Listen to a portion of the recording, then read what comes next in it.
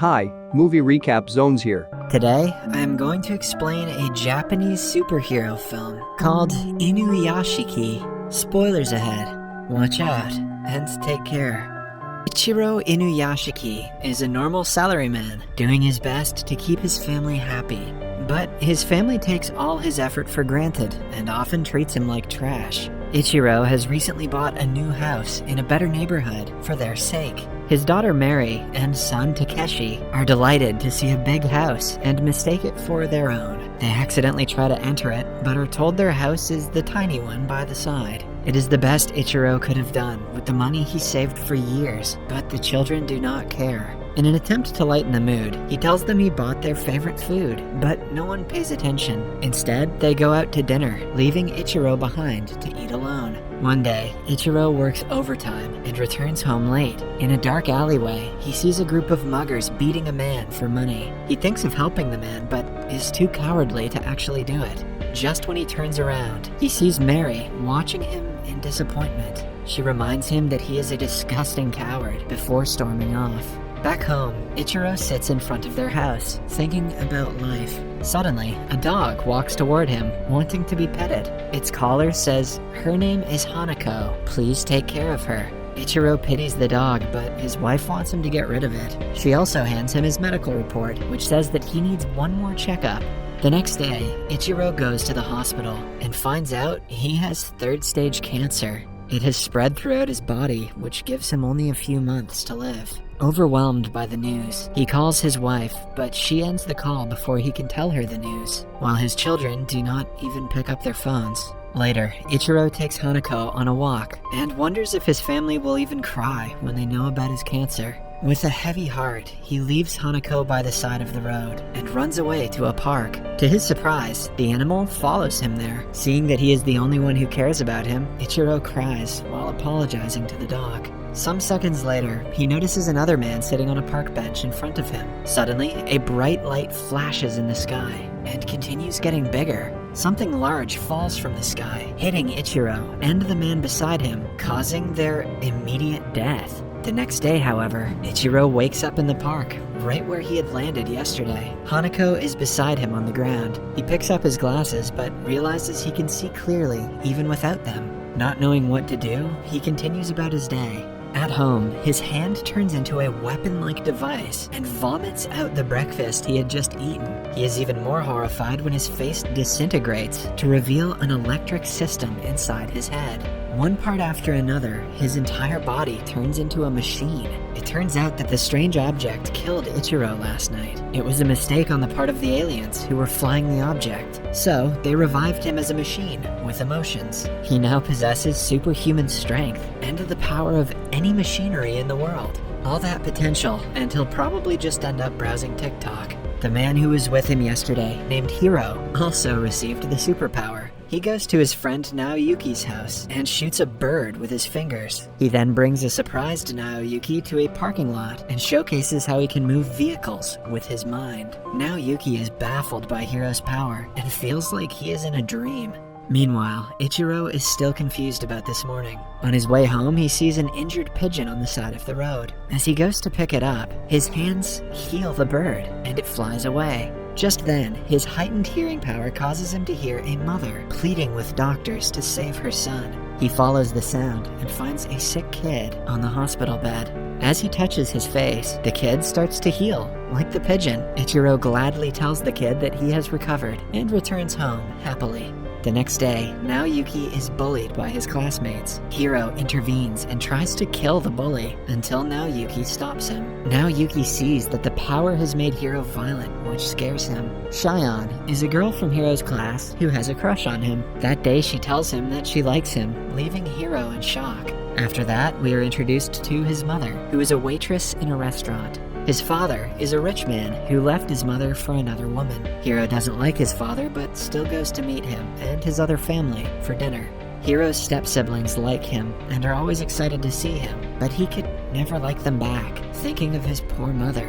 It is almost midnight when Hiro is walking back home. He hears the sound of a family, which reminds him of his dad's new life. Enraged with anger, he breaks into the family's home, kills the parents, and chases the daughter down the hallway. While he uses his power for revenge, Ichiro heals many children in the hospital. The murder makes headlines the next day. Since no bullets were found, now Yuki is afraid his friend is behind the murder. When they meet, Hiro offers him a large amount of money. The boys get into an argument because of it. Now Yuki cannot believe how easy it is for Hiro to kill innocent people. He does not want to be his friend anymore. Hiro is devastated by now Yuki's comment. He returns home, still in shock, only to find that his mother has pancreatic cancer. He begins to cry in her arms, promising her that he will not let her die. Meanwhile, at Ichiro's home, his son is found stealing money from his mother's purse, and Mary says she doesn't want to go to university. The household is in chaos when Ichiro tells everyone that he will protect all of them. Laughing at her father's stupidity, Mary tells him that Takeshi is being bullied at school, and her mother has an affair with a younger man. She wants to make him feel worse than she does, which works efficiently. That night, Ichiro cries alone in his room. Suddenly, he hears now Yuki praying to God to stop his friend from killing people. Ichiro realizes he is talking about Hiro and flies to him. They talk for a while and figure out that Ichiro and Hiro were reformed by some form of higher life. Now Yuki offers to train Ichiro so he can stop Hiro from killing more people. Although they possess the same powers, Hiro can use his abilities more efficiently than Ichiro. The next day, they meet in an abandoned garage, where now Yuki teaches Ichiro to shoot through his fingers. After trying repeatedly, Ichiro finally succeeds, but needs more practice. Meanwhile, Hiro and his mother are at the doctor's, where he tells them that her cancer cells have disappeared. Both the doctor and Hiro's mother are surprised. On their way back home, 6 policemen surround them. They are there to interrogate Hiro about the murders. As his mother asks him what her son has done, Hiro makes a run for it. The policemen catch him, but he is able to escape using his powers. Eventually, he shoots 3 of the policemen dead. It is clear to them that Hiro is the one behind the murders. His pictures are all over the news the next day. The same day, his friend Shion finds him on a bridge and brings him home. She doesn't care about the people he has killed and allows him to stay with her for as long as she wants. She lives with her grandmother, which makes it easier for Hiro to hide in their house. Meanwhile, Ichiro has mastered shooting from his fingers. As days go by, they realize that water acts as fuel to Ichiro's power, but he is allergic to sodium water. Since Hiro is in hiding, the media starts attacking his mother. She gets death threats on the internet and is harassed on the streets. Hiro sees his mother on the TV and can't help but cry. When the guilt is too much for her to handle, she commits the unthinkable. Hiro gets to know about this through a news channel and is devastated. His sadness changes into anger, and he makes it his mission to kill every single person who talked bad about his mother. He soon finds out that he can shoot people through their phones and computers using the internet. He hunts down every single person who comments on his mother and kills them through their devices. Ichiro has become a troll hunter. That night, Hiro shows Shion his robotic arm to prove that he is not a human. He takes her in his arms and flies with the help of his parachute. While flying over the skyscrapers, he promises to be there with her forever. The unsolved murders shake the entire nation, making people go into a frenzy. 5 people who survived the attempted murder tell the press that they saw Hiro on their phone screens before they were shot. That night, Shion is in her kitchen when suddenly a group of snipers starts firing. Hiro kills all of them but is unable to save a dying Shion. The house is surrounded by the police. After Shion, Hiro has no one to live for. His head goes numb and is filled with the feeling of vengeance. Within seconds, he flies away through the window. The police cannot even comprehend what just happened. Ichiro finds out what Hiro is doing and urges his family to not use smartphones and stay at home for the day. But, as usual, they do not obey him. Hiro hacks every single smartphone in Tokyo and tells the people that he has declared war against Japan. He plans to kill all 120 million people until no one is left. After the declaration, he doesn't waste time before firing openly through the billboard. Hundreds of people die within a minute, and the city plunges into chaos. Meanwhile, Ichiro and Naoyuri take over Hiro and hack all the computers. They inform everyone to stay off their smartphones and computers. Their plan works, and people stop using their phones. Hiro finally realizes there is another person like him and decides to change his plan a bit. He starts dropping several missiles on different parts of the city. As the chaos intensifies, Ichiro figures out Hiro's location and rushes to stop him. The two come face to face on the top of a skyscraper. Ichiro tries to calm Hiro down, but to no avail. They fly through the sky of Tokyo while battling. Hiro's missile injures many innocent people, one of them being Mary. Ichiro hears Mary begging for help while he is on the run.